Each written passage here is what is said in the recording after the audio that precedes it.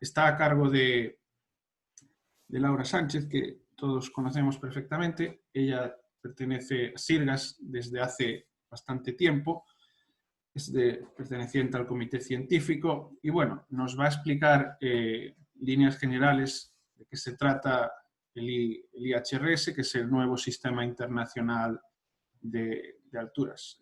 Laura es vicepresidente de GIGOS en esta misma área de trabajo. Y bueno, Laura, cuando quieras, buenos días desde aquí. Hola, buenas tardes de acá, buenos días. Eso de que hace mucho tiempo pertenezco a Sirgas, por ahí dice un gran poeta, 20 años no son nada. Entonces no es tanto tiempo. Bien, buenas tardes, buenos días. Hoy tengo la oportunidad de presentarle a ustedes un resumen de las actividades que se vienen desarrollando en torno a la implementación del Sistema Internacional de Alturas. Su nombre oficial, por decirlo así, es International High Reference System y me voy a referir a él como IHRS. ¿Cuál es la necesidad? José Antonio ya lo mencionó, pero solo para decirles que trabajo en el Instituto de Investigaciones Geodésicas de la Universidad de Tecnología de Múnich. Estoy en Múnich, vengo vinculada con Sirgas hace un tiempo y también una de mis áreas de investigación es el establecimiento, el mantenimiento, la definición de sistemas de alturas físicas. ¿Cuál es la motivación primaria para... esto no funcionó. Ok. La motivación primaria para implementar un sistema global de alturas es que desde hace aproximadamente unos 15 años se viene promoviendo la implementación de un sistema de referencia geodésico global integral. Integral significa que permita medir y monitorear simultáneamente, de manera consistente y de forma precisa, tanto la geometría de la Tierra como el campo de gravedad terrestre y la orientación de la Tierra en el espacio exterior. Cuando yo digo geometría de la Tierra, podemos imaginarnos la representación de la Tierra como un poliedro geométrico, o sea, una figura matemática representada por puntos que se conectan con líneas y esas líneas con esos puntos forman un poliedro. Esa es la geometría de la Tierra. El campo de gravedad terrestre, obviamente, porque este es el que regula, por decirlo así, cualquier movimiento de masas dentro de la Tierra, o sea, los vientos, el agua, la lluvia, el movimiento de las placas tectónicas, todo esto afecta e incide en el campo de gravedad terrestre y el campo de gravedad terrestre a su vez regula ciertos movimientos de este tipo. Y la orientación de la Tierra en el espacio exterior, porque hoy por hoy el trabajo geodésico, llamémoslo así, las telecomunicaciones y la vida actual se desarrolla con base en técnicas espaciales. Para hoy tenemos un satélite para cualquier cosa. Los satélites están en el espacio exterior y nosotros los utilizamos desde la superficie de la Tierra. Necesitamos conectar los satélites con lo que nosotros hacemos aquí en la Tierra y eso se hace a partir de la orientación de la Tierra en el espacio exterior. Bien, un sistema de referencia geodésico global integral se ha denominado como el Global Geodetic Reference System, Sistema Global de Referencia Geodésica, y su materialización, su realización, acá en este léxico asumimos que realización es igual a materialización, es el Global Geodetic Reference Frame, o sea, el marco de referencia geodésico global. Este sistema tiene un soporte gubernamental, por así decirlo, a través de la resolución de las Naciones Unidas sobre el marco de referencia geodésico para el desarrollo sostenible, es el nombre en español y supongo que muchos de ustedes han oído hablar de esta resolución. Es la primera vez que las Naciones Unidas dedica una resolución específica a la geodesia. Y con esa resolución ellos proveen una viabilidad gubernamental para la implementación de este sistema de referencia. Viabilidad gubernamental significa que a través de las Naciones Unidas se está haciendo una promoción de la geodesia y de las actividades geodésicas entre los gobiernos. No sé si a ustedes les ha pasado, pero si ustedes hablan de geodesia, la gente que no está relacionada con la geodesia, la reacción inmediata es, geofísica. No, es geodesia. Geología. Entonces, la geodesia es poco conocida y mediante esta resolución tenemos los geodestas la posibilidad de difundir la importancia de la geodesia en la vida cotidiana. Este sistema es adicionalmente soportado o es, digámoslo, viable desde el punto de vista científico y técnico mediante el soporte de la Asociación Internacional de Geodesia. La Asociación Internacional de Geodesia es una organización internacional, como su nombre lo dice, que se encarga de promover y en cierta medida regular las actividades geodésicas a nivel internacional. La Asociación Internacional de Geodesia pertenece a algo que se llama la Unión Internacional de Geodesia y Geofísica. Dicha unión pertenece junto con muchas otras uniones dedicadas a la ciencia, a algo que se llama el Consejo Internacional de Ciencias, y ese Consejo Internacional de Ciencias es un organismo de la UNESCO, o sea que también pertenece a la ONU. Y la IAG, como me voy a referir a la Asociación Internacional de Geodesia ahora en adelante, digamos lo que es la autoridad internacional para regular lo que hacemos o no hacemos en geodesia de referencia.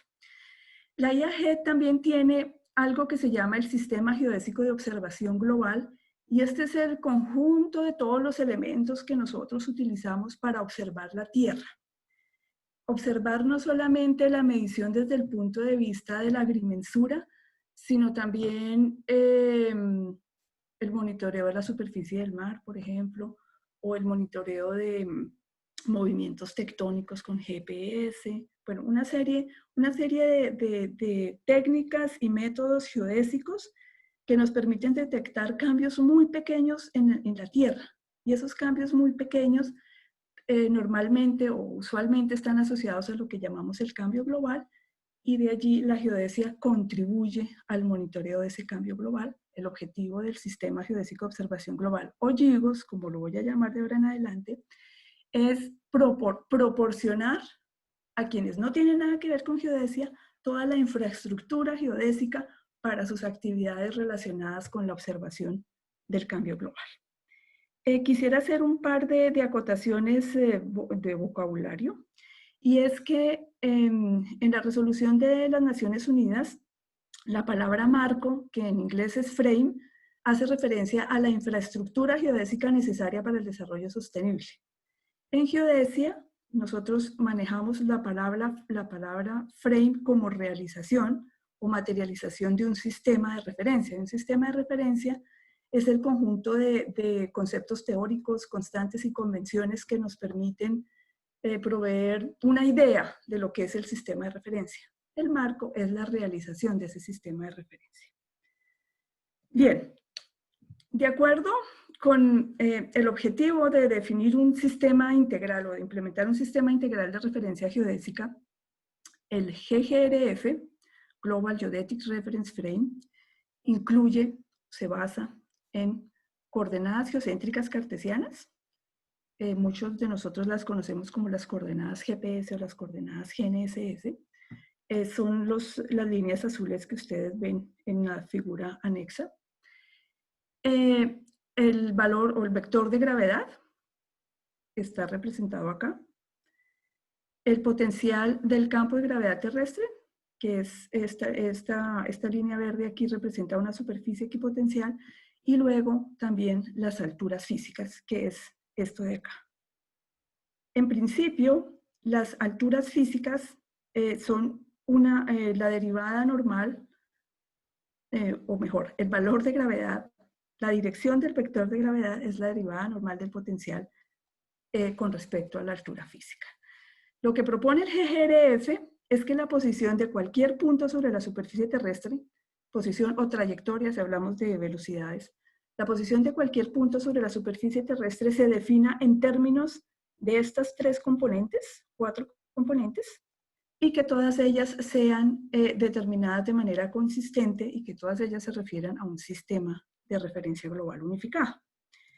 Actualmente, las coordenadas geocéntricas, estas que se ven acá, las determinamos nosotros en nuestras actividades del día a día con técnicas GNSS. Existen otras técnicas espaciales que por su costo y su complejidad de manejo no son de uso diario, pero exactamente funcionan como el GNSS. Y estas coordenadas se refieren a lo que conocemos como el International Terrestrial Reference Frame o ITRF. El ITRF es un marco global unificado de alta precisión. Con respecto a ese ITRF, nosotros obtenemos las coordenadas X, Y, Z con precisiones a nivel de centímetro y muchas veces a nivel subcentimétrico, o sea, en milímetros. Está materializado por una red global de aproximadamente 500 estaciones y esa red global tiene densificaciones regionales, como por ejemplo CIRGAS o la red permanente en Europa, o hay otras densificaciones en el Asia-Pacífico, en fin. Y las densificaciones regionales son a su vez extendidas mediante densificaciones nacionales, que en nuestro ámbito pues son las redes nacionales de monitoreo permanente, como es RAMSAC en Argentina, o la red brasilera de monitoreo continuo, o la RECME en Ecuador, MACNA en Colombia, etc. Bien, con esto sabemos que X se determina con respecto a un mismo marco de referencia y que independientemente de donde estemos, en Australia, en Colombia o en Estados Unidos, estas coordenadas son consistentes porque están dadas en el mismo marco de referencia. ¿Qué pasa con estas otras? Con las alturas físicas, con la gravedad y con el potencial. Actualmente, el sistema de referencia que utilizamos para la gravimetría terrestre, y con terrestre quiero decir también gravimetría aérea y marina, el sistema en uso oficial actualmente es el International Gravity Standardization Net de 1971. Esta es una red de estaciones de gravedad que se estableció en la década de los 60. La mayoría fueron mediciones relativas, algunas mediciones pendulares y apenas 10 estaciones absolutas de gravedad. Es decir, en esta red medimos, o se midió en aquella época, diferencias de gravedad y mediante un ajuste de redes verticales, por así decirlo, se llevó gravedad aquí a las zonas donde se ven estas líneas de conexión. En esa época estábamos en plena Guerra Fría y por esto la zona de la Unión Soviética no fue integrada al IGS en el 71, pero para llevar valores de gravedad al resto del mundo se hicieron mediciones relativas y pues, como en todo, en algunos puntos de origen podría haber errores y estos errores se propagaron sistemáticamente en todo el mundo, razón por la cual la precisión del IGS N71 es relativamente baja. Es mucho peor que lo que obtenemos hoy con mediciones absolutas de gravedad. Aquí una medición absoluta de gravedad nos da a nosotros una precisión de más o menos 1 microgal y en algunas oportunidades algo mejor. Y esto que tenemos acá actualmente en uso, la precisión es 100 veces peor. Esto para la gravedad. En las alturas físicas, la mayoría de los sistemas de alturas existentes parten del principio que el geoide coincide con el nivel medio del mar. Entonces nosotros realizamos el geoide mediante un mareógrafo de referencia, registramos allí el nivel medio del mar y definimos ese nivel medio del mar como el punto cero de partida para las redes verticales. Dependiendo de donde nosotros tengamos nuestro mareógrafo de referencia, tenemos un diferente nivel de referencia y por ello existen discrepancias en el orden de decímetros, por no decir hasta metros, entre sistemas locales de alturas normales, alturas físicas. Aparte de eso, dado que la nivelación es tan complicada, o sea, necesita tiempo y dinero y mucho esfuerzo para ser adelantada, se hacen nivelaciones parciales en territorios grandes que tardan hasta 20 años. O sea, cubrir un país grande con solo nivelación llevaba varias décadas y en esas décadas era posible que sucedieran cambios verticales por terremotos o subsidencias o tipo de erosión, cualquier tipo de estos fenómenos que alteran la posición vertical de cualquier punto. Sin embargo, como no podíamos hacer la renivelación en corto tiempo, pues esos cambios de altura fueron omitidos y se presentan inconsistencias que se han hecho evidentes a partir del posicionamiento continuo con GNSS. Para determinar el potencial de gravedad, nosotros necesitamos observables del campo de gravedad.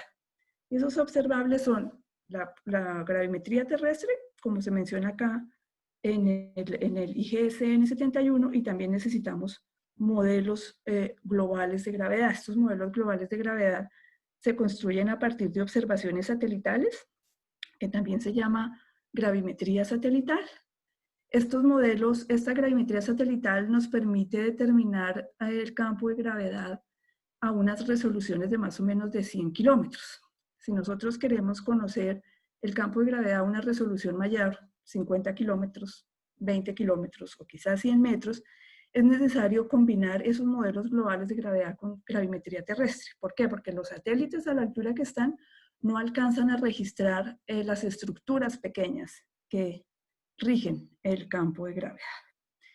Independientemente de ello, con el lanzamiento de las primeras misiones satelitales gravimétricas que fueron básicamente GRACE y GOES, también hubo una CHAMP, pero CHAMP, si bien fue la pionera, sus datos no se utilizan hoy en día porque en su momento, o mejor, comparado con los resultados que tenemos ahora, sus datos son un tanto imprecisos. Entonces, hoy en día hablamos sobre todo de GRACE y CHAMP.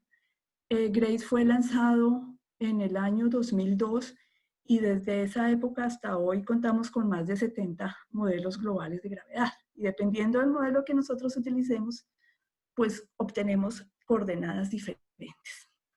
Con ello, ¿qué quiero decir?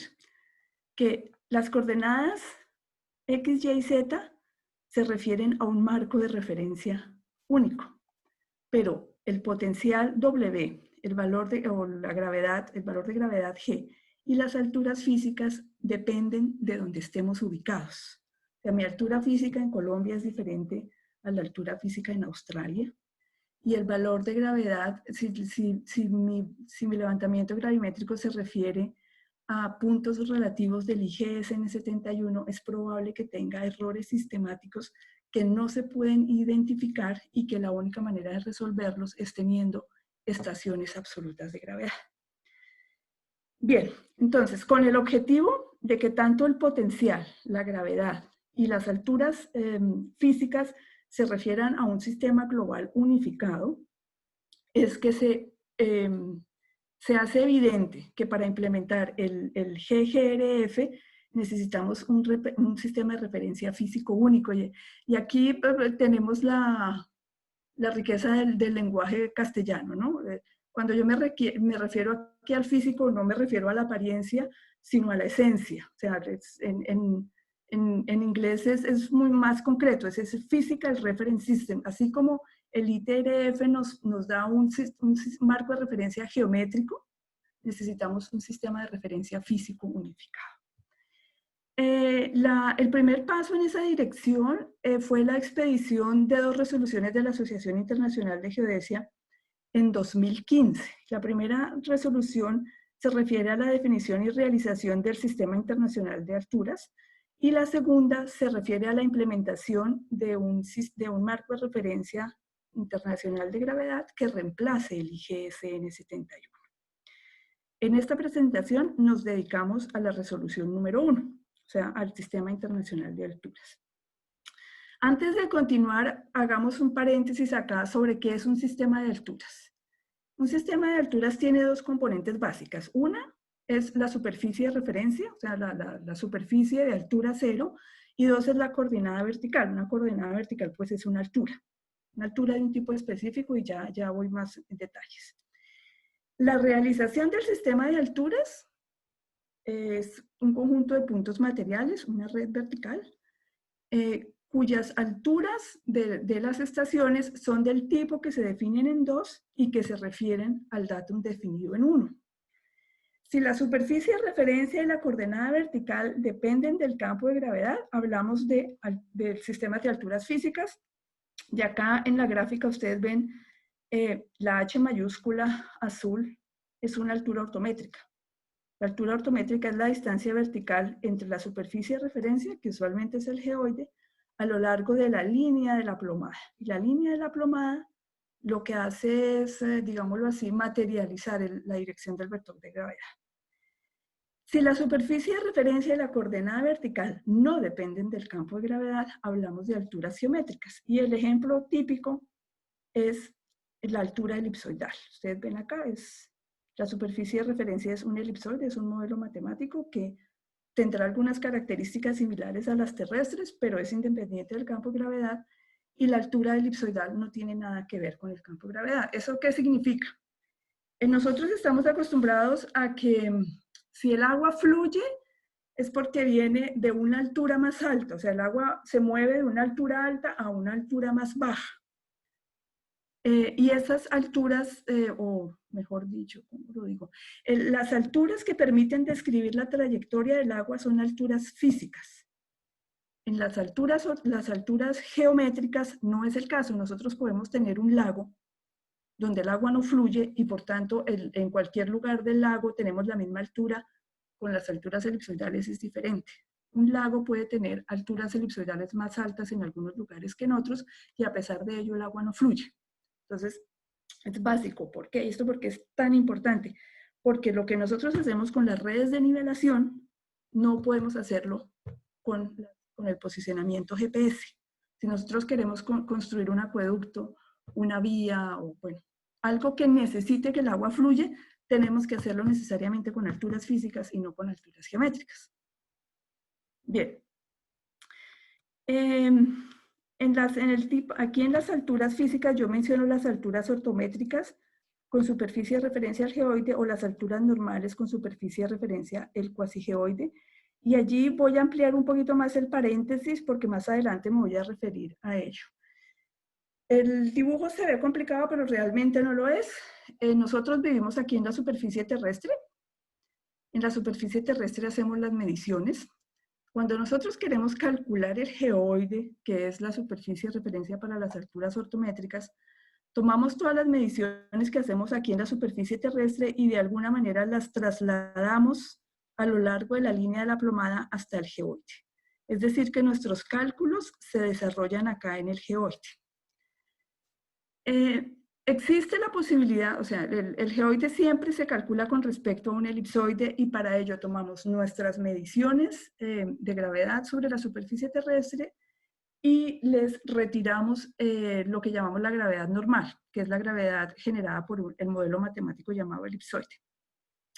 También existe la posibilidad que en lugar de tomar las observaciones reales y llevarlas al geoide, lo que podemos hacer es tomar el campo de gravedad del elipsoide y llevarlo hasta cierta altura que sea compatible con la superficie terrestre. O sea, en este caso, estamos tomando lo que está aquí abajo, el modelo teórico, y llevándolo a esta altura, y allí determinamos lo que nosotros llamamos cuasigeoide. O sea, en el geoide, los cálculos se hacen aquí abajo, con el cual cuando calculamos el cuasigeoide, todo el análisis matemático lo hacemos aquí arriba.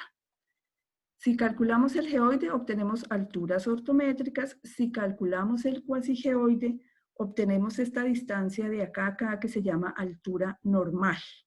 Y esto de acá es el cuasigeoide. Este cuasigeoide lo podemos representar sobre el elipsoide y obtenemos lo que se llaman alturas anómalas. Entonces, tenemos ondulaciones del geoide y tenemos alturas anómalas. Ellos son muy similares. En las áreas marinas son idénticos. En las zonas continentales donde hay topografía, la diferencia entre el geoide y el cuasigeoide es la misma diferencia que hay entre las alturas ortométricas y las alturas normales. Bien.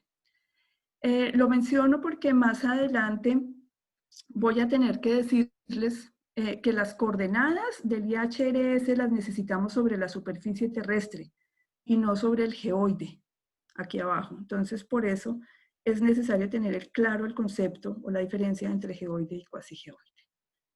Bien, ahora sí vamos con la resolución de la IAG sobre el Sistema Internacional de Alturas. ¿Qué dice esta resolución? La coordenada vertical son diferencias de potencial con respecto a un valor convencional W0. Aquí ustedes ven, el W0 es una superficie equipotencial. Una superficie equipotencial es aquella que realiza o que materializa un líquido en calma. Entonces, ustedes toman su vaso de agua y lo tienen, ustedes inclinan el vaso de agua, el nivel del agua sigue siendo horizontal. Y ese nivel de agua nos está materializando una superficie equipotencial. Entonces, las coordenadas verticales son diferencias de potencial entre un nivel convencional, definido por W0, y el punto donde nosotros estamos parados. La posición en el espacio de este punto tiene que definirse en el ITRF. Como este W0 es una convención, es estático y no varía con el tiempo, nosotros necesitamos determinar los valores de potencial. O sea, este valor lo conocemos, aquí está escrito, ustedes lo ven. Si determinamos este valor de potencial en P, pues encontramos las coordenadas verticales que dice la resolución que debemos utilizar. Y luego, para determinar este potencial, pues necesitamos las coordenadas ITRF. La determinación de los números geopotenciales del IHRF y la determinación de las coordenadas X, Y, Z en el ITRF incluyen la determinación o el modelado de sus cambios a través del tiempo. O sea, no necesitamos no solamente posiciones, sino que también tenemos que ocuparnos de las velocidades. Todo esto se tiene que dar en el sistema de mareas medio y las unidades son metro y segundo. Con esto se quiere decir que las alturas en el IHRS están dadas en metros, no están dadas ni en pies, ni en pulgadas, ni en ninguna de esas otras unidades que a veces escuchamos, sino que son realmente metros. Bien, ¿qué significa esto? Cuando nosotros hacemos nivelación, o sea, medimos este desnivel de diferencia con un nivel, un instrumento de nivel, ese nivel de diferencia lo multiplicamos por un valor de gravedad y acumulamos la suma de estos valores de desnivel multiplicados por el valor de gravedad y obtenemos el número geopotencial. Ustedes ven acá, en el punto 0 es el mareógrafo de referencia, lo llamamos W0 local. Y aquí arriba, el punto P está representado por esto, es el número geopotencial, lo dividimos por un valor de gravedad y convertimos los números geopotenciales en unidades métricas. Acá, si utilizamos el valor de gravedad, el valor medio de gravedad real, esta altura es una altura ortométrica, o si utilizamos el valor medio de la gravedad de un elipsoide, esto es una altura normal. ¿Qué es lo que queremos hacer con el IHRF? Pues también determinar diferencias de gravedad, con la diferencia que no lo hacemos con nivelación, sino mediante el modelado o el cálculo del potencial de gravedad en el punto P. O sea, esto es exactamente lo mismo, el número geopotencial es exactamente lo mismo, solo que en nivelación el número geopotencial se refiere a un mareógrafo local específico, mientras que en el IHRS el número geopotencial se refiere a una superficie equipotencial global. Bien, ¿qué necesitamos para implementar el IHRS? Un marco de referencia realiza o materializa un sistema de referencia de dos maneras. De una forma física, mediante el establecimiento de puntos tangibles, materializados con pilares o con instrumentos de observación. O sea, son puntos que son accesibles a nosotros, porque el sistema es una idea. El sistema no lo podemos imaginar, pero el marco de referencia nos permite tocar el sistema, por así decirlo. Físicamente mediante puntos tangibles y matemáticamente mediante la determinación de coordenadas asociadas al sistema de referencia. Es decir, que nosotros hacemos mediciones geodésicas y procesamos esas mediciones geodésicas siguiendo la definición del sistema para obtener la realización efectivamente referida a la definición del sistema. En este caso requerimos 4 elementos básicos. Una red global de referencia, la determinación de las coordenadas de referencia para los puntos que componen la red de referencia, los estándares, convenciones y procedimientos necesarios para asegurar que la realización efectivamente obedezca la definición del sistema. Y el cuarto elemento es una infraestructura operacional y organizacional que garantice el mantenimiento, la continuidad y la disponibilidad del sistema de alturas a largo plazo. Hagamos aquí otro paréntesis a lo que se refiere en la definición, la realización y los estándares y convenciones que necesitamos. Un ejemplo bonito son los semáforos. O sea, en cualquier lugar del mundo, la luz roja en un semáforo indica que debemos parar. El amarillo indica que estemos alertas porque va a haber cambio, o se va a poner en rojo, se va a poner en verde. Y en verde es que podemos continuar. Entonces, la convención es el semáforo, es luz roja para parar, luz amarilla es alerta y luz verde es para seguir. Pudieron haberse escogido otros colores, azul, anaranjado y carmelito, no sé. Si hubieran podido escoger otras convenciones, otros colores, es igual. La convención fue arbitraria y la convención se respeta porque es aceptada. Esa es la convención. Y el estándar es la intensidad de los colores. O sea, no sé, que el rojo contenga tanto de rojo y tanto de verde y tanto de azul, o que el verde, o sea, la intensidad de los colores es un estándar. Y otro estándar es, por ejemplo, el tamaño de los focos, el tamaño de las luces. En algunos lugares los semáforos son mucho más grandes que en otros lugares, pero eso ya se refiere más a los estándares. O sea, la convención es algo arbitrario que se asume y que todos acordamos utilizar sin cuestionarnos si está bien o está mal. Sencillamente es así y así lo aceptamos y así lo usamos. Y el estándar tiene que ver más con la homogenización de esa convención, que en todas partes la convención se utilice de manera similar. Bien, aquí voy a mencionar un par de diapositivas referentes a cada uno de estos 4 elementos. Y bueno, comencemos con una red global de referencia. Lo primero que hicimos fue definir los criterios para hacer la selección de estaciones. Entonces, es indiscutible que necesitamos una red global, porque el sistema tiene que ser de cobertura global. Y las estaciones que conformen esa red global tienen que tener una distribución más o menos homogénea en todo el mundo. Esa red global va a estar compuesta por una red principal o primaria, que en inglés se conoce como Core Network, que digamos son las estaciones más cuidadas que vamos a tener para el IHRF, para asegurar que haya estabilidad y perdurabilidad a largo plazo de ese marco de referencia. Y luego esa red primaria va a ser densificada con redes o subredes regionales y subredes nacionales, exactamente como lo hacemos con el ITRF. Yo les mencionaba, el ITRF tiene 500 estaciones a nivel global, y luego en América Latina tenemos CIRGAS con otras 400 estaciones, y luego Argentina tiene una densificación de CIRGAS con 70 estaciones, o Brasil tiene una densificación de CIRGAS con 130 estaciones, etc. O sea, para el IHRF estamos siguiendo exactamente la misma estrategia. La red global o la red primaria va a estar colocalizada con los observatorios geodésicos fundamentales. En esos observatorios geodésicos fundamentales, el mejor ejemplo es AGO. Yo creo que AGO le dice mucho a muchos de nosotros.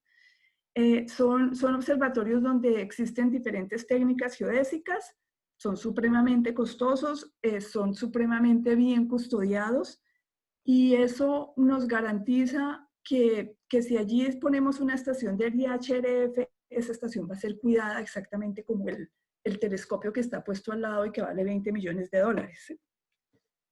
Bien, entonces, la red primaria del IHRF está colocalizada con los observatorios geodésicos fundamentales.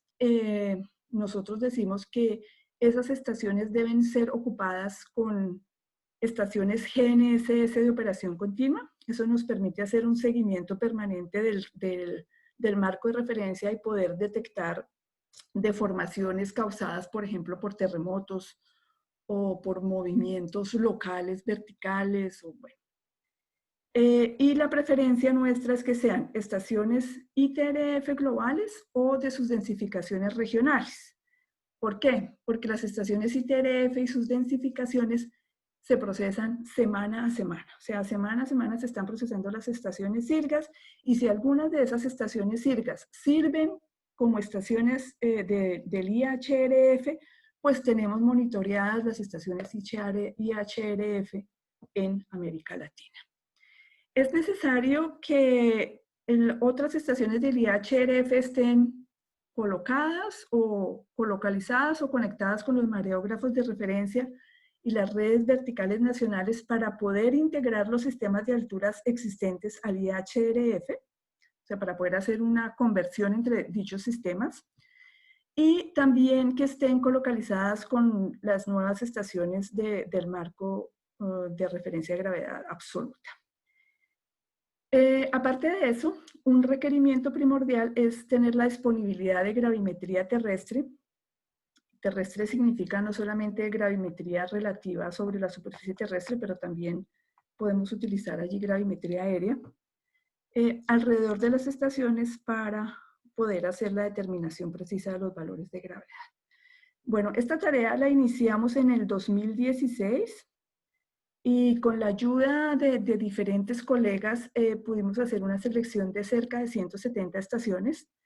Empezamos con los observatorios geodésicos fundamentales. Para ello contamos con la ayuda de la oficina GIGOS para redes y observaciones. Para la selección de las estaciones de gravedad absolutas nos ayudó el Bureau Gravimétrique Internacional. Y luego hablamos con las subcomisiones regionales de la IAG para marcos de referencia y modelado del geoide para que nos ayudaran a escoger puntos en sus regiones. Entonces, por ejemplo, nosotros conversamos con SIRGAS para saber qué estaciones permanentes de SIRGAS podrían considerarse, y la selección final de esas estaciones fue hecha junto con la subcomisión para el modelado del geoide, que nos dijeron, bueno, en este sitio hay buenos datos de gravedad o en este sitio tenemos que hacer más mediciones de gravedad y demás. Ustedes ven aquí la distribución actual de estaciones esta es la Core Network, o sea, la red primaria. Es la distribución actual, es una red viva, o sea, algunas estaciones son dadas de baja porque desaparecen, porque se dañan, o algunas estaciones son integradas porque aparece una nueva estación. Bueno, es una red permanentemente, bueno, permanentemente no, en cambio, es mejor decir, es una red abierta, ¿sí? No está terminada. Si alguien quiere meter una estación más y esa estación satisface las características que necesitamos, la estación es bienvenida. O si una estación se destruye, pues la estación es retirada. Debo confesar que para el hemisferio norte tenemos cerrada la inscripción de estaciones, porque si ustedes ven, en general las redes geodésicas globales tienden a estar sobrecargadas en el hemisferio norte, o sea, todos los instrumentos caros y toda la infraestructura geodésica es mucho más potente en el hemisferio norte que en el hemisferio sur, y nosotros desde el comienzo dijimos queremos una distribución homogénea y no vamos a aceptar 1000 estaciones en Europa y 1000 estaciones en América del Norte, mientras que en África o en Sudamérica tenemos solamente 4 estaciones. Por eso la distribución que ustedes ven allí. La idea es que una vez tengamos las coordenadas de esta red global, se comience a trabajar en las densificaciones regionales. Bien, eso en cuanto al ITRF. A la red de referencia para el IHRF. Nuestro problema de hoy en día y lo que no nos deja dormir es la determinación de las coordenadas para estas 170 estaciones. Para poder avanzar en esa tarea, que es que realmente es impresionante, es un dolor de cabeza, decidimos limitar las tareas a las que nos queremos dedicar.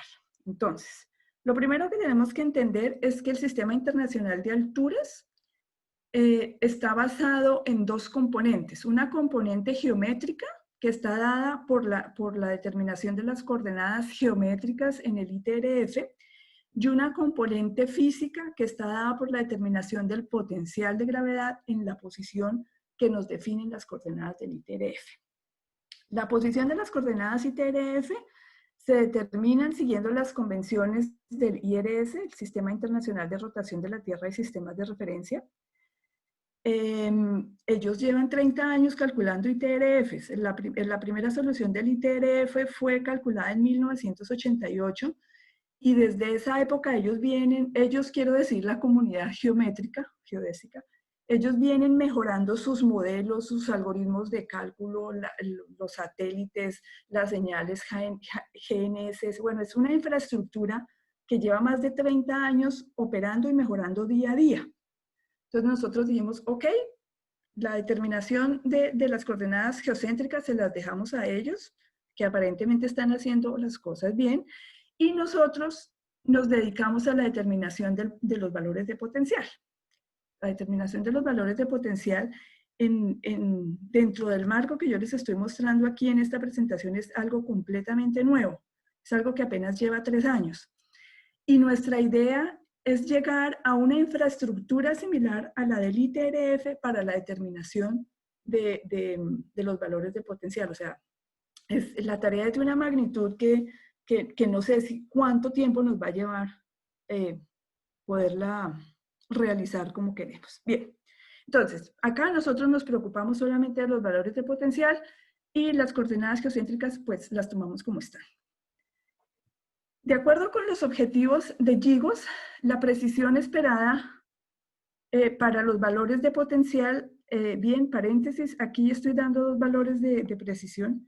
Las unidades de potencial son metros cuadrados por segundo cuadrado, y si dividimos esto por un valor de gravedad, vamos a obtener unidades métricas. Entonces, de ahora en adelante, ustedes encuentran en paréntesis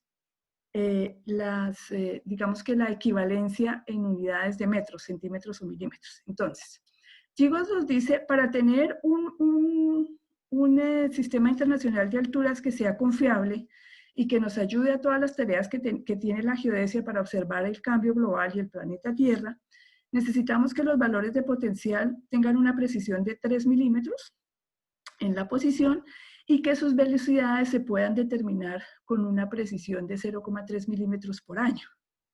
Y pues eso realmente es un sueño. Nosotros dijimos, antes de pensar en los milímetros, por lo pronto tratemos de llegar al centímetro, porque es que si nos centramos de una vez en los 3 milímetros no vamos a hacer nada. Dijimos, ok, olvidémonos de los 3 milímetros y tratemos de llegar a 1 centímetro. Y por lo pronto no tengamos en cuenta las velocidades, sino que dediquémonos a una solución estática o estacionaria, que llaman una solución estacionaria. Es un valor promedio en muchos años, o sea, en 10 años decidimos que no se movieron las estaciones y esa es la solución estacionaria para el potencial. Bien, entonces, ¿qué hicimos? Tomamos estas estaciones y empezamos a trabajar con algunos colegas de Canadá, de Norteamérica, de Europa, de Brasil, nos ayudaron. Y dijimos, bueno, venga, usted tiene los datos de gravedad, tratemos de calcular los valores de potencial. E hicimos diferentes cálculos de valores de potencial y resulta que llegamos a valores muy diferentes. ¿Cómo podemos obtener los valores de potencial? La solución más pragmática, y es el sueño para todo geodesta, es tomar un modelo global de gravedad.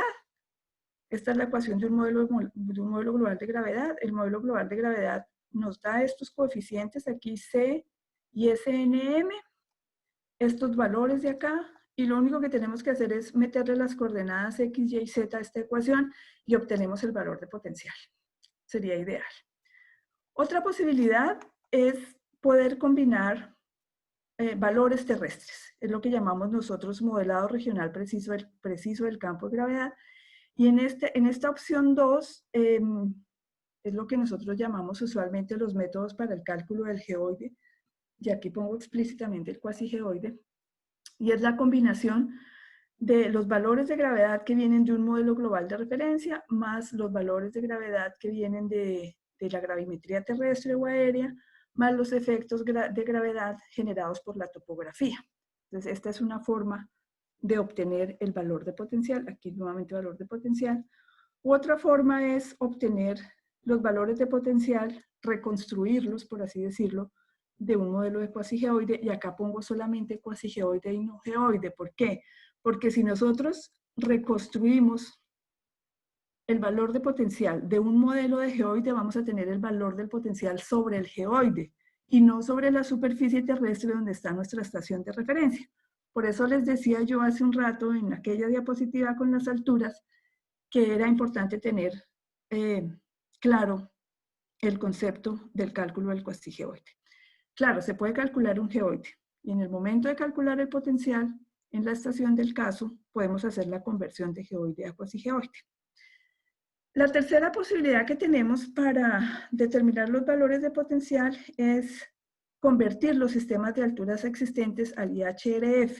Y para eso necesitamos conocer la diferencia de nivel entre los mareógrafos de referencia de los sistemas de alturas existentes y el valor de referencia del IHRF.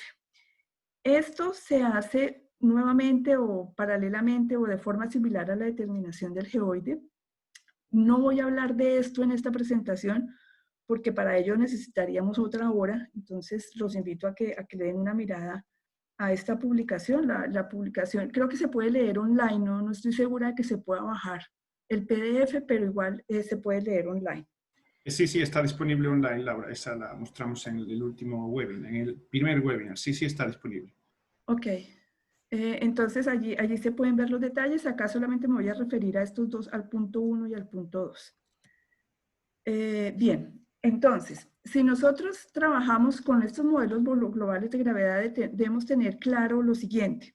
Y es que por muy bueno que sea el modelo de gravedad, no es igual a la realidad. ¿Sí? Entonces, en un modelo de gravedad se escapan una parte de la señal de gravedad total. Eso lo vemos acá. Bueno, un ejemplo interesante es si a uno de ustedes les preguntan su altura. Entonces uno puede decir, bueno, mi altura hasta el ombligo es de 1 metro, o mi altura hasta la barbilla es de 1,50 y mi altura hasta bien, donde se me acaba la cabeza, es de 1,70, ¿sí? Entonces, dependiendo de donde dependiendo del grado que contenga nuestro modelo de gravedad, estamos representando la totalidad del campo de gravedad o no. Entonces, por ejemplo, la gravimetría con Gauss, la gravimetría satelital con Gauss, nos da un grado máximo de 180, grado 180. Y allí, si queremos determinar nosotros, por ejemplo, el geoide, con estas componentes, la precisión del geoide es de más o menos 47 centímetros. Si tenemos más grados, por ejemplo, hasta 360, la precisión que obtengamos va a ser hasta, o mejor dicho, lo que estamos omitiendo del campo de gravedad, la señal omitida del campo de gravedad son más o menos 23 centímetros. Si el grado del modelo del campo de gravedad va hasta 720, estaríamos omitiendo más o menos 10 centímetros en el geoide. Y bueno, así sucesivamente. Como nosotros queremos llegar a más o menos 3 milímetros, necesitaríamos que nuestro modelo de gravedad vaya más o menos hasta el grado 11.000. Y quizás ustedes lo conocen, el modelo EGM 2008, que es el que se utiliza más hoy en día, va hasta el grado 2190, y solamente por omisión, el error de ese modelo es más o menos de 2 centímetros. Esto es lo que dice la teoría, es un modelo de varianza diseñado por Chernin y Rapp en 1974, pero existen algunas evaluaciones empíricas del 2014 donde nos dicen, bueno, si nosotros utilizamos un modelo de gravedad que vaya hasta 2190, hasta el grado 2190, en regiones con gravimetría terrestre vamos a tener precisiones alrededor de 5 centímetros. Y esto es regiones con gravimetría terrestre y buena infraestructura, estamos hablando nuevamente del hemisferio norte, Europa y Estados Unidos, Canadá y posiblemente Australia. En regiones con poca gravimetría terrestre, la precisión va a estar entre 20 y 40 centímetros, y en regiones complicadas como los Andes, por ejemplo, la precisión puede empeorar hasta 1 metro. Esto es solamente el error de omisión. Al error de omisión tenemos que agregarle el error de observación más el error de comisión, o sea, el error de cálculo, y la suma de los 3 errores tiene que ser 3 milímetros. Entonces es complicado decir que podemos realizar o materializar el IHLF utilizando un modelo global de gravedad. Aparte de eso, yo les mencioné en una diapositiva anterior que en este momento existen más o menos 70 modelos globales de gravedad y dependiendo del modelo de gravedad que utilizamos, pues obtenemos valores diferentes de potencial para el mismo punto. Como ejemplo, está aquí la comparación de 3 modelos de gravedad que van hasta orden relativamente alto, o sea, hasta 2190, estamos más o menos en este nivel de acá.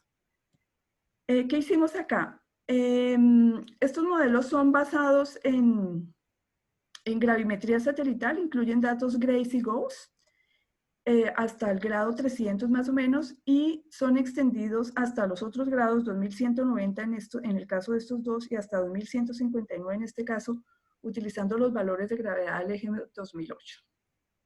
Lo que hacemos es, para cada uno de estos puntitos, calculamos el potencial de gravedad con estos 3 modelos, sustraemos el valor de referencia del IHRF para obtener números geopotenciales, y esos números geopotenciales los convertimos en alturas normales dividiendo por gamma. Y luego calculamos el valor medio de los 3 modelos y las comparamos las alturas normales. Ustedes pueden ver acá la distribución del Eigen 6C4, las diferencias de este modelo Gecko y las diferencias de este otro modelo.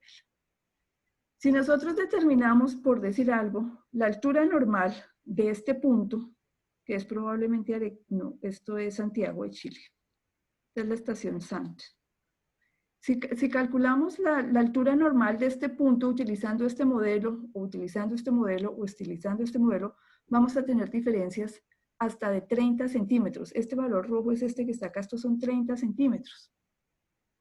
Y estas diferencias se deben exclusivamente a la forma en cómo los datos satelitales fueron procesados. ¿Por qué?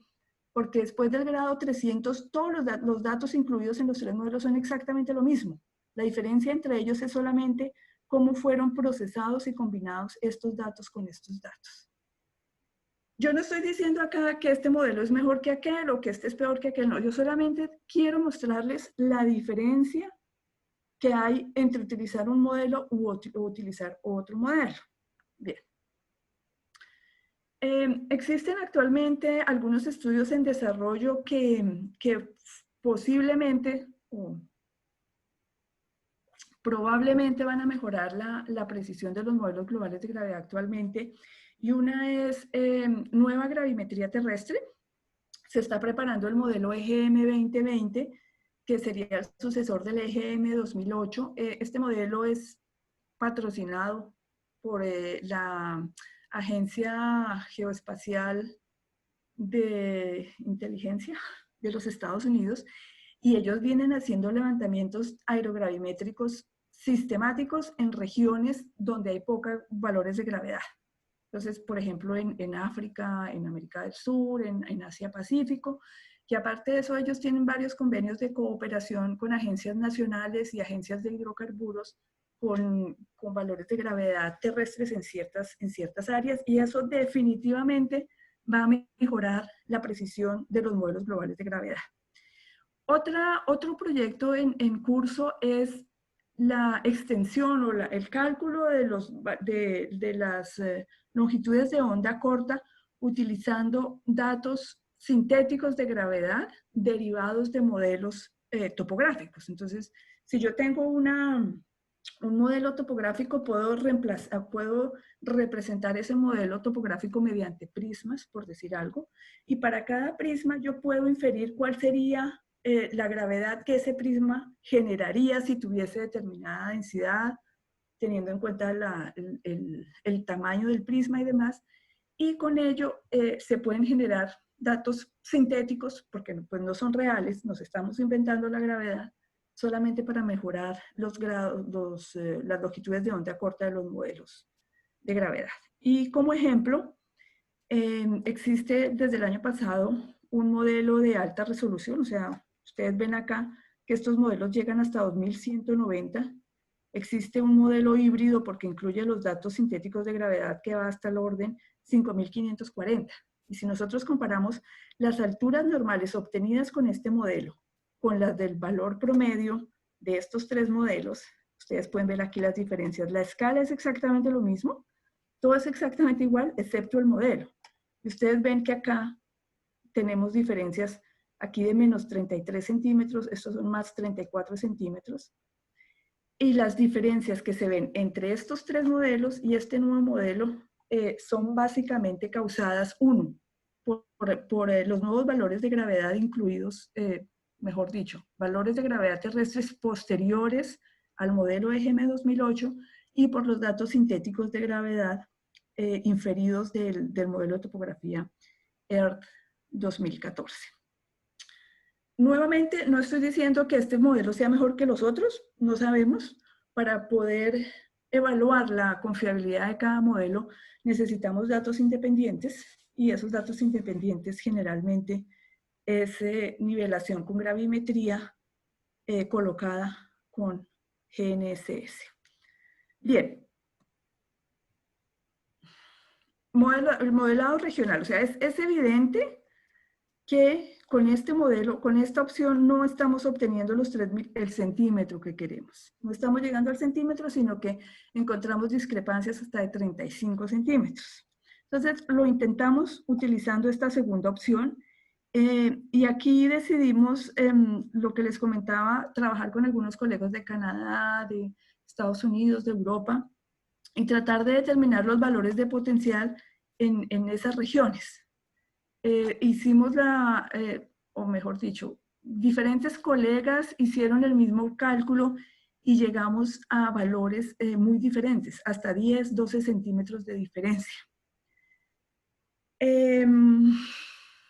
Ok, 12 centímetros de diferencia. Entonces, es claro que debemos trabajar con un modelo global de gravedad basado en gravimetría satelital porque estos valores son extremadamente precisos. De hecho, la realización de una superficie de referencia global vertical es solo posible gracias a la existencia de los satélites, porque los satélites son independientes de los sistemas de alturas existentes.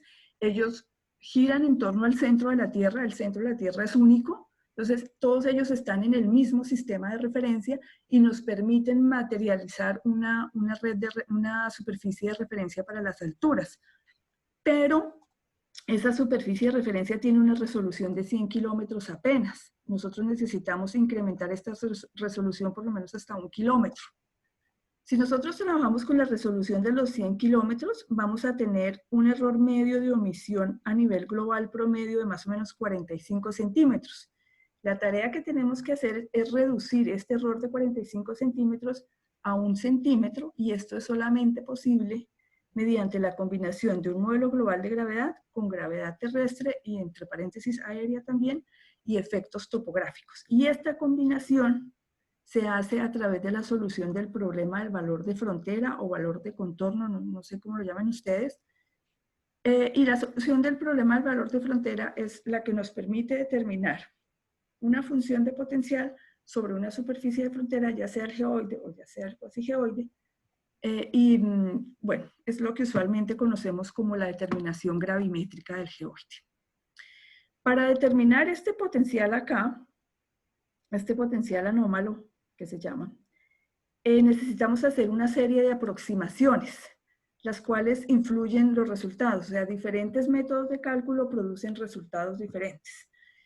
Una solución a este problema sería decir, bueno, cogemos todos los datos de gravedad que necesitamos para calcular las 170 estaciones y todo lo calculamos en un centro de procesamiento. El problema es que la gravimetría terrestre no es abierta, es información reservada porque sirve para la exploración de recursos naturales y quien hace un levantamiento gravimétrico no suelta los datos porque ve amenazada su actividad económica.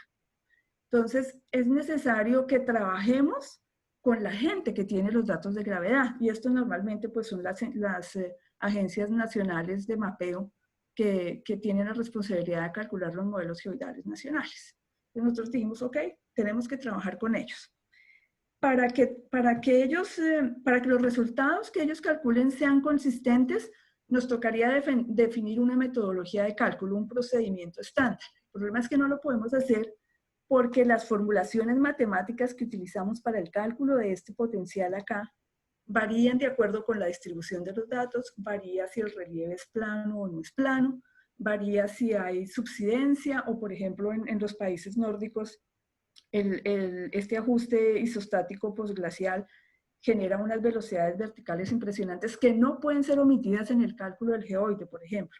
Pero ese ajuste isostático postglacial no influye en los países ecuatoriales. Entonces, es muy difícil decir, hagamos un procedimiento estándar. Nosotros estuvimos trabajando en el cálculo de esos valores de potencial un tiempo, en el 2016, 2017, y en el 2017 dijimos no, paremos porque no podemos seguir así. O sea, por ejemplo, de Europa recibimos 5 cálculos para los mismos 10 puntos que hay en Europa, y los 5 cálculos daban diferentes valores de potencial para las mismas estaciones. Entonces dijimos, es claro que tenemos que utilizar diferentes métodos de cálculo, y que esos diferentes métodos de cálculo van a tener aproximaciones o modificaciones específicas dependiendo del área donde nos encontremos. Entonces tenemos que cuantificar la diferencia de los resultados. Tenemos que cuantificar si la diferencia de los resultados se debe a los diferentes métodos o a la diferente clase de datos o al tratamiento de los datos.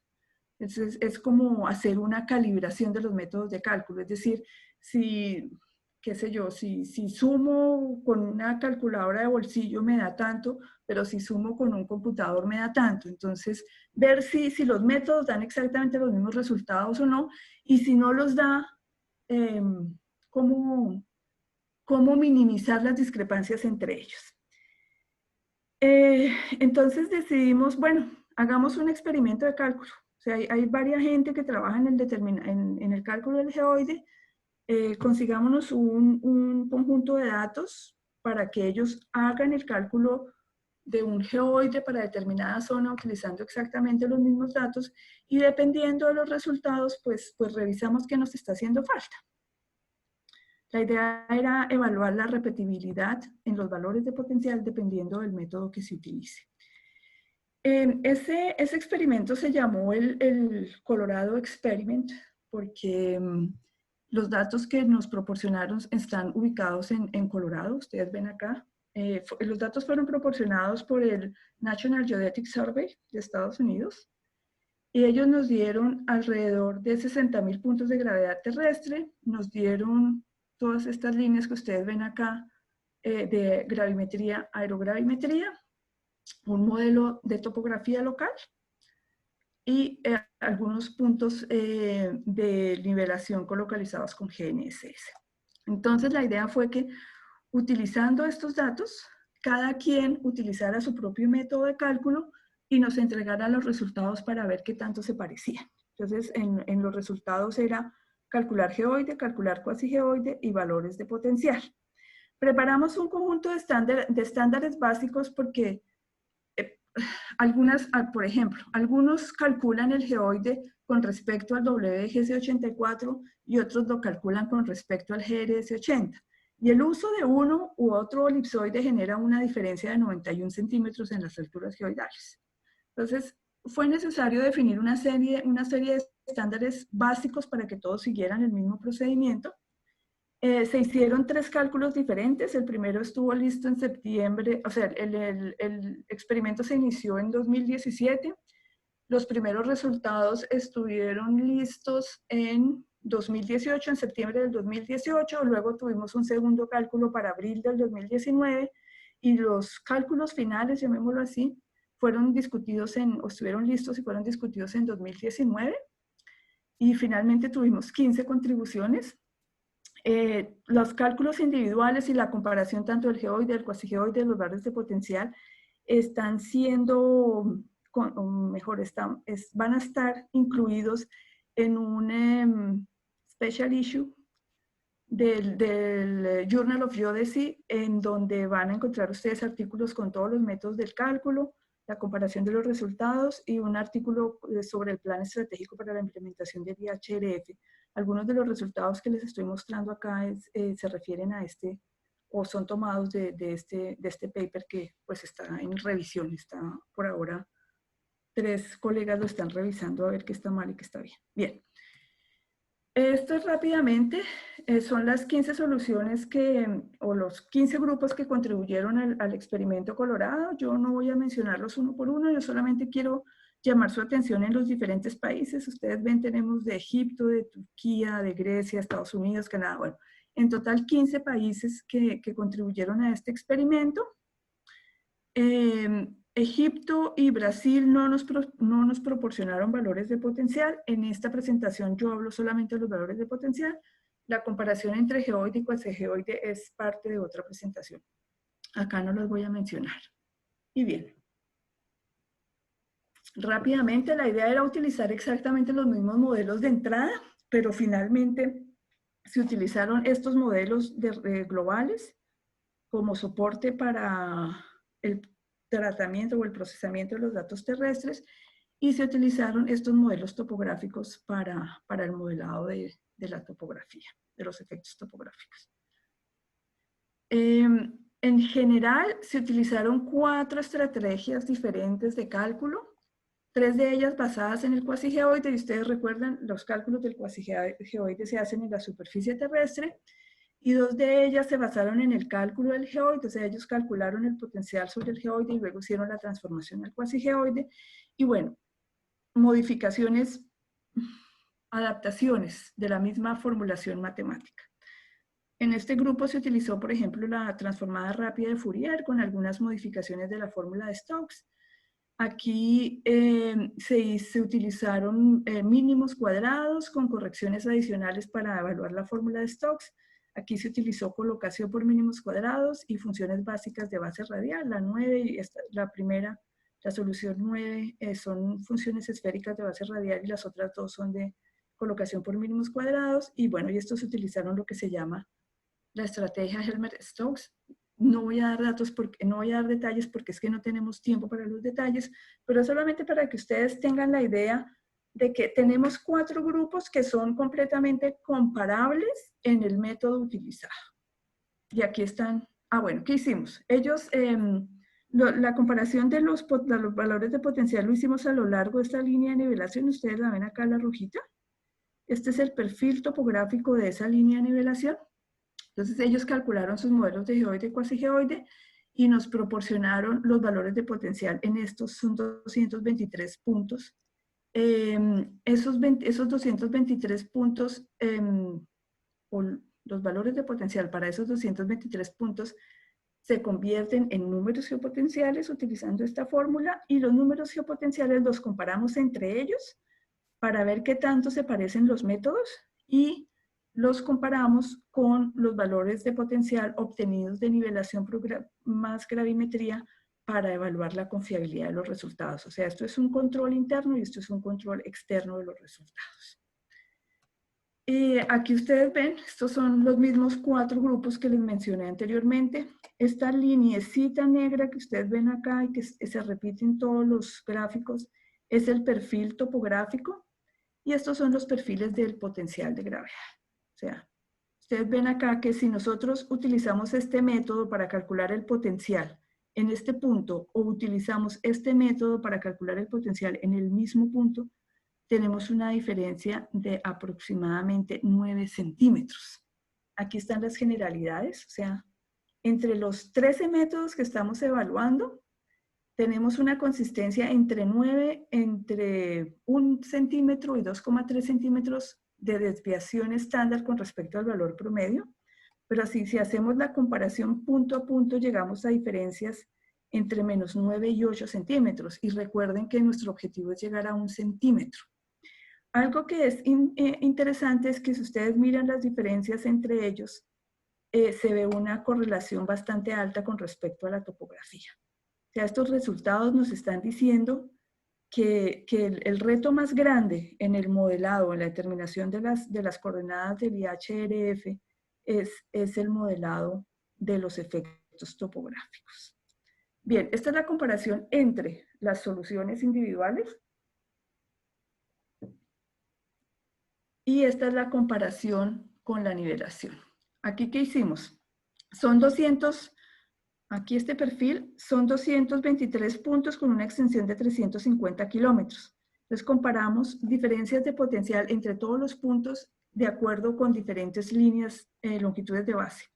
Entonces, aquí, bueno, nuevamente todas las soluciones y este RMS nos está mostrando qué tanto se parecen las diferencias de potencial de los modelos individuales con las diferencias de potencial obtenidas de nivelación. Es decir, si nosotros con este modelo, con el modelo 7, queremos reproducir los valores de las diferencias de nivel que obtenemos con la nivelación, vamos a tener diferencias hasta de 3 centímetros. ¿Ustedes ven acá? Hasta una longitud o una distancia media de 100 kilómetros, estas dos soluciones son las que más se parecen a la nivelación, mientras que a partir de los 100 kilómetros, la solución amarilla, que es la solución 13, es la que más se parece a los resultados de la nivelación. Y pues bueno, en este momento la técnica más precisa que tenemos para determinar alturas es la nivelación, y en cierta medida la nivelación son nuestros parámetros de referencia para evaluar los resultados que obtenemos del análisis del campo de gravedad.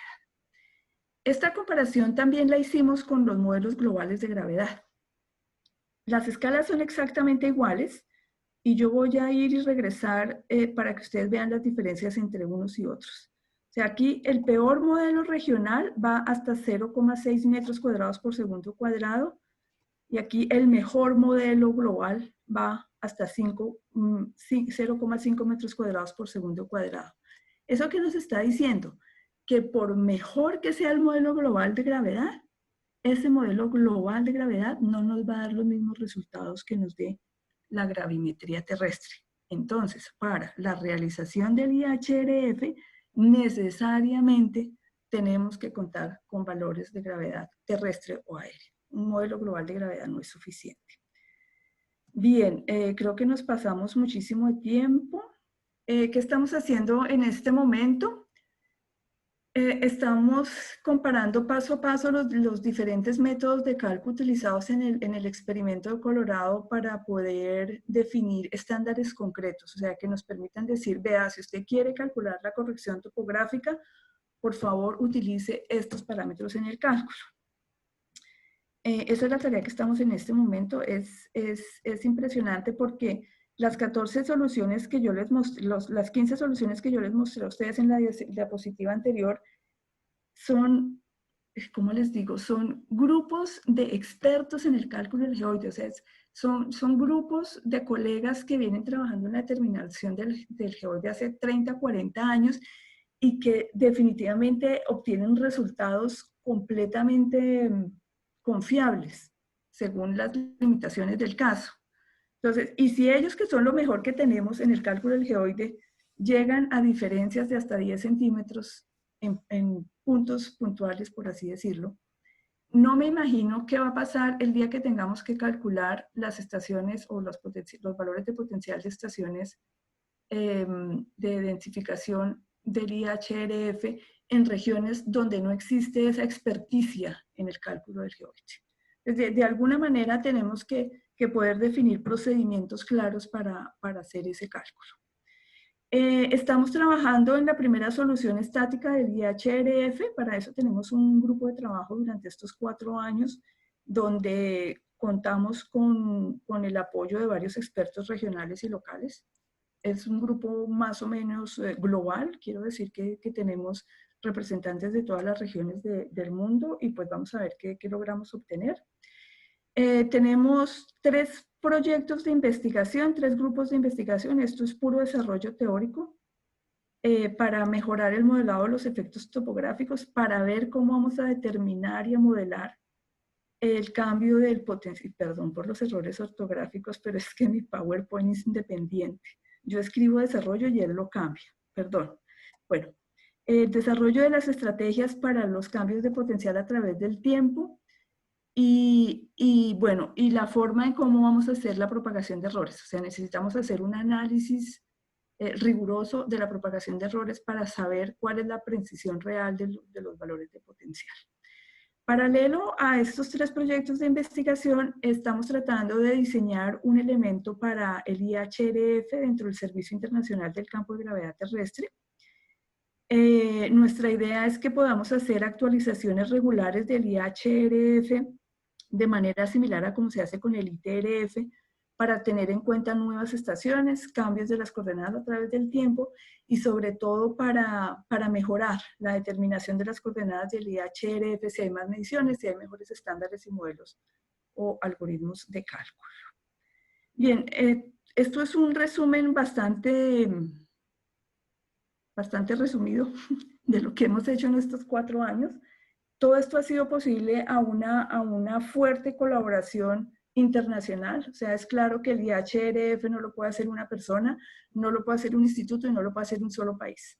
Es necesario contar con la ayuda de una comunidad científica sólida y estructurada, y por ello es imprescindible que lo hagamos dentro de la Asociación Internacional de Geodesia. Y bueno, creo que eso es todo lo que les quería decir. Muchas gracias. Lamento haberme tomado, ¿qué? 45 minutos más de lo previsto, José Antonio. No, no te preocupes. Yo al menos lo he disfrutado. Igual a otras personas menos, pero no te preocupes. Muchas gracias, Laura. Vamos a proceder a dar respuesta. Hay varias preguntas aquí en el chat. Darwin nos pregunta, doctora Laura, buenos días. Con respecto a Colombia, hoy en día se usa el GeoCol 2004. Ya han pasado 16 años desde que usted calculó ese geoide. Mi pregunta es, ¿en Colombia tendríamos que actualizar el modelo de alturas para que pueda ser consistente con el IHRS? Más que el modelo de altura, sí es necesario que mejoren el modelo del geoide. Porque realmente lo que nosotros estamos proponiendo en el IHRF es que calculemos las alturas normales o las coordenadas verticales exactamente de la misma manera en que calculamos el geoide. Y de esta forma, geoide y coordenadas verticales son consistentes. Y sí, es necesario que se mejore, o pues que se utilicen datos de gravedad terrestre mejorados para tener un modelo de gravedad más preciso que el GeoCol 2004. El GeoCol 2004 es muy viejo. En el 2004 todavía no existían las misiones, o ya estaba funcionando GRACE, pero no estaban los datos disponibles. Y de hecho, acá el que el EGM 2008 sea tan malo con respecto a la nivelación, en esta línea gris es el EGM 2008, es porque el EGM 2008 no contiene datos de GAUSS, por ejemplo. Tiene solamente 2 o 3 años de GRACE, pero no incluye datos de GAUSS. Los otros modelos son muchísimos mejores porque tienen los datos de GAUSS. Entonces es indispensable que se mejore el modelo del geoide en Colombia. Muchas gracias, Laura. Bueno, Francisco Medina nos da aquí un aporte de la definición del GGRF, queda ahí en el chat. Mariana Mora nos pregunta, bueno, ya lo has contestado, pero yo hago la pregunta igual. ¿Qué tipo de altura se pretende obtener como resultado final? ¿Ortométricas, normales o dinámicas? ¿Y con qué nivel de precisión? A ver, las alturas dinámicas no son de utilidad práctica porque no tienen una superficie de referencia clara como si la tienen las alturas ortométricas o las alturas normales. O sea, las alturas ortométricas se refieren al geoide, y el geoide se relaciona con el elipsoide a través, pues, con las ondulaciones geoidales. Para las alturas normales, la superficie de referencia es el cuasigeoide, y el cuasigeoide se relaciona con el elipsoide a través de las alturas anómalas. Para las alturas dinámicas no tenemos ni geoide ni cuasigeoide, es decir que las alturas dinámicas no tienen una relación directa posible con las alturas elipsoidales. Por ello, desde el punto de vista práctico, las alturas dinámicas solamente se utilizan para, digámoslo así, navegación acuática. En los grandes lagos, en la frontera entre Canadá y Estados Unidos, se utiliza un sistema de alturas dinámicas en los grandes lagos, en navegación marítima, no, en navegación lacustre, sí. Es complicado.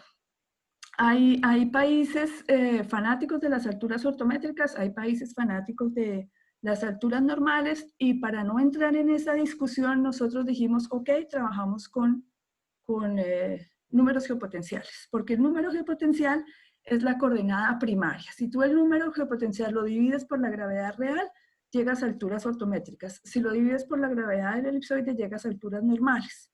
Entonces, de una u otra forma, los números geopotenciales te dan consistencia frente a cualquier tipo de altura física. Entonces, la idea es números geopotenciales y pues que cada quien utilice las alturas físicas que prefiera. A mi modo de ver personal, práctico y pragmático, alturas normales.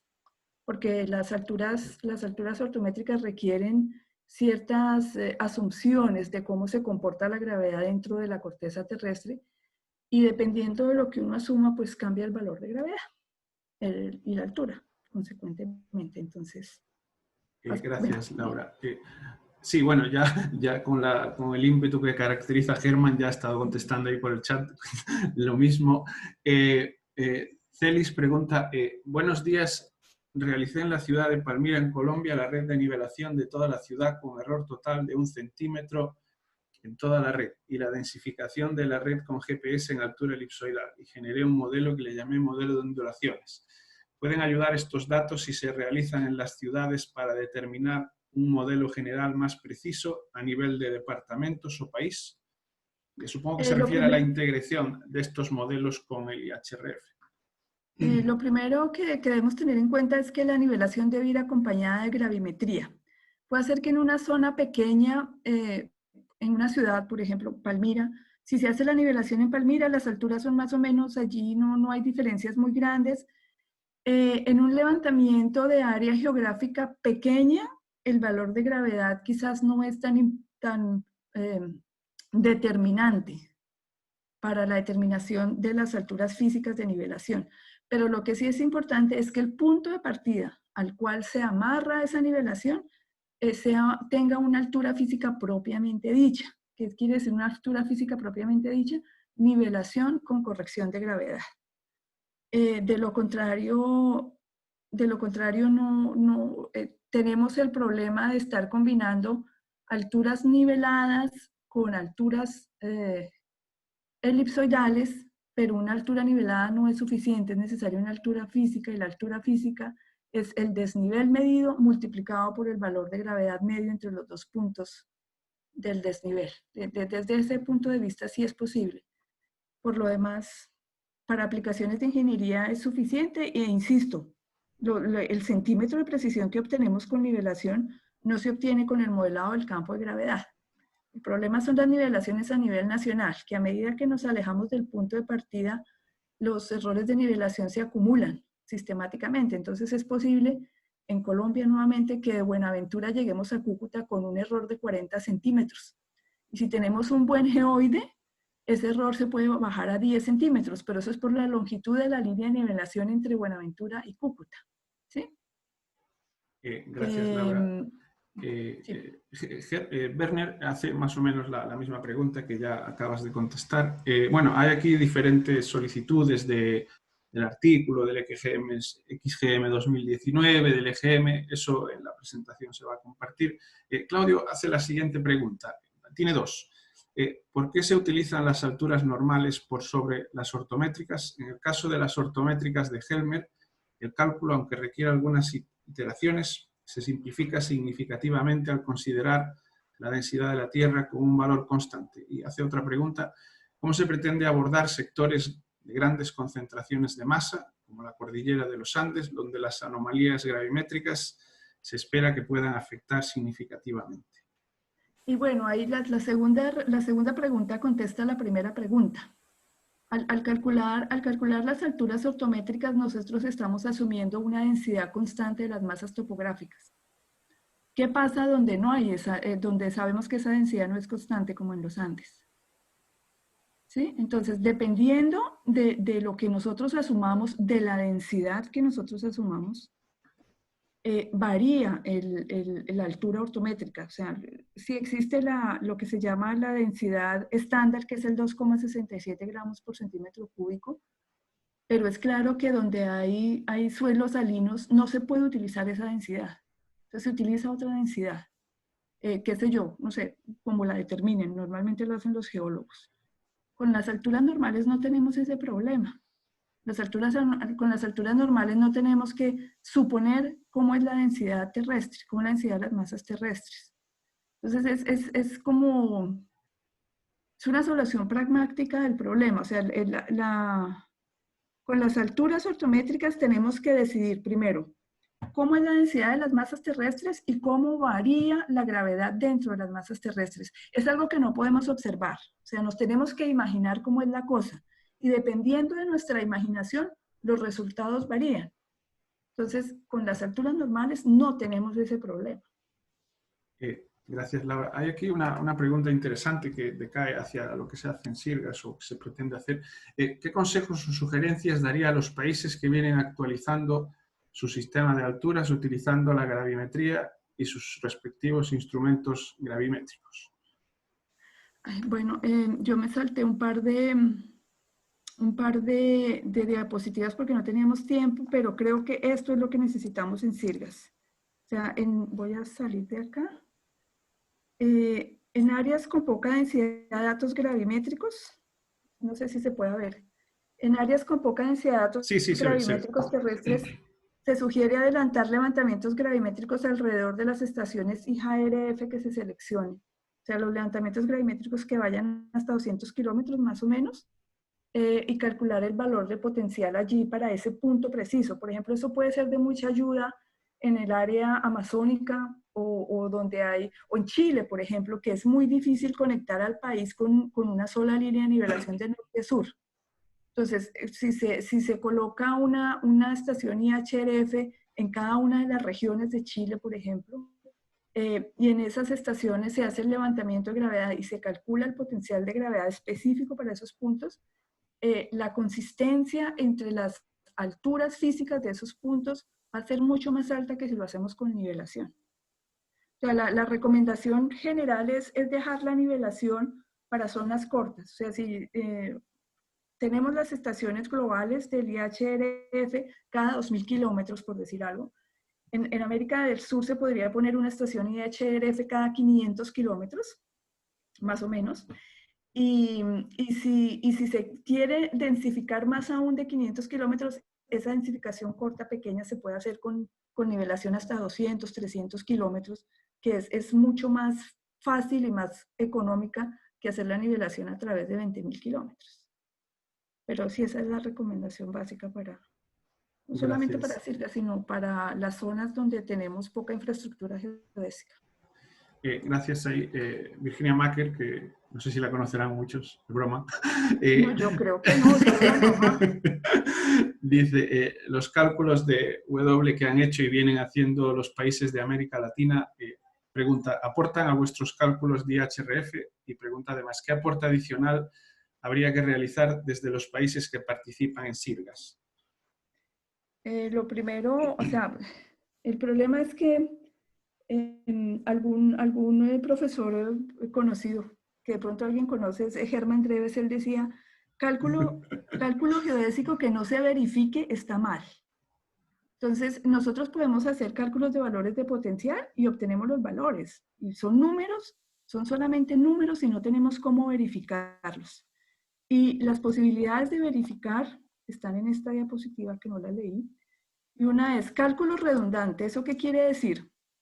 Que dos grupos hagan el cálculo de los mismos puntos utilizando los mismos datos de entrada para ver a qué resultados llegan, o la calibración del método de cálculo, que fue lo que hicimos en el Colorado Experiment, que por ejemplo, si en Argentina se quieren calcular los potenciales de las estaciones IHRF en Argentina, antes de que ellos hagan el cálculo de sus coordenadas de sus estaciones, tendrían que utilizar sus programas calculando un set de datos específico para ver ellos qué resultados tienen. Pero los resultados que ellos tienen se comparan con los resultados obtenidos por otros grupos de cálculo y ver qué tan confiable es el programa que ellos tienen para el cálculo de los valores de potencial. Y la otra alternativa que estamos promoviendo es que se establezcan estaciones auxiliares a las estaciones principales, o sea, una estación a 100 kilómetros donde haya nivelación y que se puedan comparar las diferencias de potencial obtenidas de la nivelación con las diferencias de potencial obtenidos de los modelos de gravedad. Pero, bueno, o sea, sí, eso. No, gracias, Laura. Sí. Bueno, hay aquí una pregunta, si hay software libre para procesamiento y manejo de datos gravimétricos y ajuste. Yo no sé si GraphSoft es libre, creo que sí, pero no para estos cálculos. Bueno, aquí en la diapositiva donde yo les mostraba los diferentes métodos, este es uno de los grandes problemas que tenemos, que no hay software libre para el cálculo del geoide. Existe el GraphSoft, que fue patrocinado por Chernin y por René Forsberg dentro del Servicio Internacional del Geoide, donde ellos hacían una escuela del geoide, y en esa escuela de determinación del geoide uno se podía llevar el software para su casa y seguir utilizándolo, pero el GraphSoft tiene problemas serios. Y es necesario hacer algunas correcciones, programar algunas cosas adicionales. René, cada vez que encuentra un error, él lo corrige, pero no necesariamente tiene por qué informar que corrigió el error. Entonces es complicado. Luego existe otra escuela, esta de este lado, bueno, esta es la escuela del GraphSoft. Existe otra escuela que es patrocinada por un colega sueco que se llama Sjöberg, de la Universidad Real de Estocolmo o algo así. Que él también programa, algunas veces ha hecho algunas escuelas donde se puede adquirir, o sea, donde uno recibe su software y seguramente que si uno le pregunta a él le proporciona a uno el software, pero es necesario tener conocimientos de programación, o sea, no son programas terminados donde uno meta las coordenadas y salga el resultado por el otro lado, no, es necesario manejar programación para utilizarlos. Estos de acá no están disponibles, o sea, no, ellos son programas que se han ido desarrollando dentro de los programas de investigación de esos institutos, pero es muy difícil. Por ejemplo, yo no creo que mi jefe suelte un programa de estos. Claro. Y bueno, y esta escuela es de la Universidad de New Brunswick, en Canadá. Seguramente que si uno habla con los colegas en la Universidad de New Brunswick, puede uno obtener el software, pero o sea, durante los últimos 4 años, cuando estuvimos trabajando en el Colorado, en el experimento de Colorado, llegamos a la conclusión que para calcular un buen geoide de buena precisión, una carrera universitaria no es necesaria. O sea, no es suficiente. Se necesita por lo menos una maestría o quizás un doctorado en la evaluación del modelado del campo de gravedad. O sea, se necesita tener bases teóricas, matemáticas y de programación sólidas. Gracias, Laura. Bueno, vamos a dar cabida a una última pregunta porque las demás son básicamente si vamos a compartir la presentación. Se está grabando, esto sí está grabando y entiendo que la presentación, ahí pregunto a Laura si la vas a compartir o no. Sí, en la página web corrijo los errores de ortografía e incluyo un par de enlaces en una diapositiva final y la pongo en la web de SIRGAS. Perfecto. Vamos a dar cabida a una última pregunta, Ignacio Parada. Hola Laura, teniendo una red de estaciones IHRS y HRF, ¿se podrían hacer actualizaciones de las redes altimétricas en países basadas en esta red, ya sean modelos o nivelaciones, utilizando correcciones, utilizando mediciones con GNSS? Bueno, ¿sí? Ignacio trabaja en el IGM, yo lo conozco. Como hemos hablado tú y yo alguna vez, la implantación de IHRF en un país con seis referencias va a generar un cambio. Supongo que se refiere a eso. O sea, la idea de vincular los sistemas de alturas existentes al IHRF se explica acá, en esta opción, con esta opción acá. Lo que tenemos que tener presente es lo siguiente. Existen sistemas locales de alturas que son muy buenos. Estoy hablando de Estados Unidos, de Canadá, en Europa. Son sistemas basados en nivelación y han sido modernizados de forma tal que se pueden utilizar con GPS, se sabe bien cómo se mueve, absolutamente todo, ¿sí? Pero existen otros sistemas locales que no son tan buenos, ¿sí? Que tenemos problemas de la acumulación sistemática. O sea, el simple hecho de no haber ajustado las nivelaciones a nivel nacional, por ejemplo, o que tengamos un terremoto y nos dañe las alturas de un poco de puntos, porque es que si una altura elipsoidal cambia, no duden que la altura física del punto está cambiando. Entonces, yo pienso que para la vida diaria van a seguir en uso los sistemas de alturas locales y que el IHRF se va a utilizar como base de cooperación internacional, sobre todo para ciencia.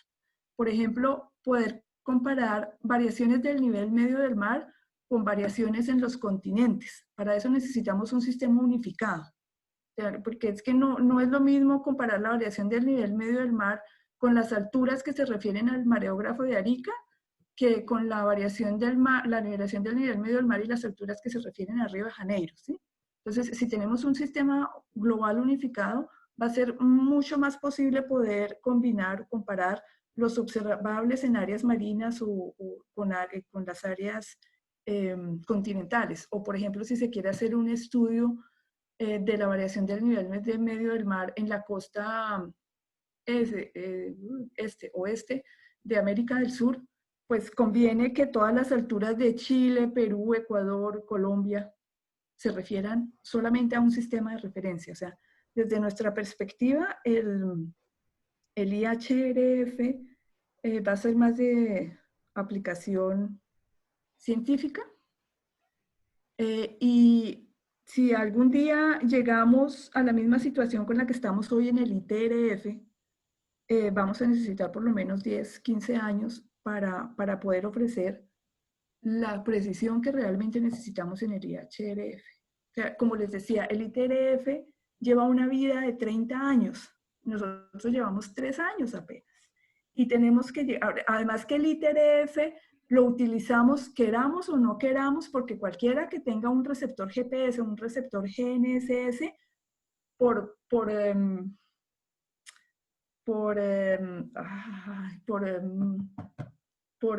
default tiene que utilizar el ITRF, no hay opción. Es más, nosotros utilizamos el ITRF sin saber que el ITRF existe.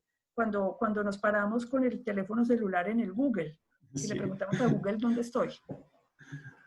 Para poder llegar al mismo nivel con el IHRF, pues tenemos que trabajar todavía mucho tiempo. IHRF.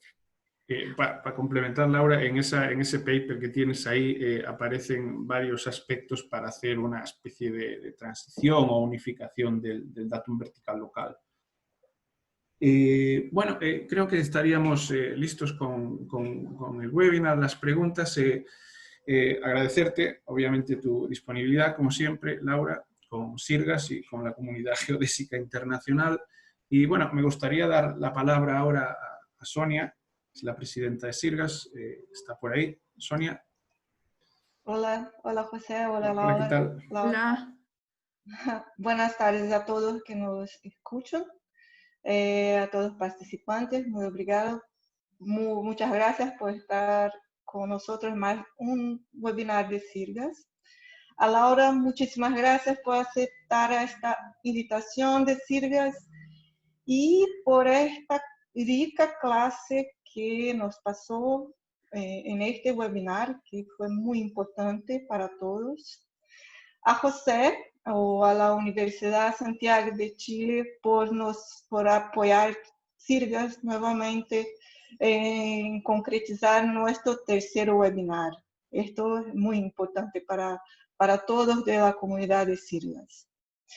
Bueno, gustaría mucho de puntuar algunas informaciones que Laura pasó en este webinar, que es la importancia de un sistema de referencia físico para nuestro continente, principalmente porque el potencial energético de la mayoría de los países está basada en los recursos hídricos. Entonces, tener un sistema físico de altura es muy importante para nuestro continente. Y además de la importancia de densificarnos con datos de gravedad terrestre, que este es otro punto muy importante, y además de compartir estos datos con los servicios internacionales. mismo con todas las implicaciones científicas o políticos, no será cada vez más difícil concretizar algo de forma integrada, de forma global, como es esta propuesta, si no hay la posibilidad de compartir, de tornar esto que todos puedan utilizar y trabajar con estas informaciones. Entonces, estos son puntos de extrema importancia para seguirnos trabajando y tener logros, principalmente en este sistema físico de alturas. Bueno, era esto que yo gustaría de compartir con todos. Más una vez, muchas gracias a José, a Laura, y seguimos en contacto en los próximos webinarios. Muchas gracias. Muchas gracias a ti. Muchas gracias. Muy bien, gracias Sonia. Bueno, con esto reitero en nombre de Sonia las gracias a Laura, y desde la universidad, como siempre, estamos dispuestos a aportar en lo que sea. Bueno, vamos a subir la presentación a YouTube, se subirá también el vídeo correspondiente, y muchas gracias a todos. Cuídense. Hasta luego. Okay. Chao. Chao. Chao.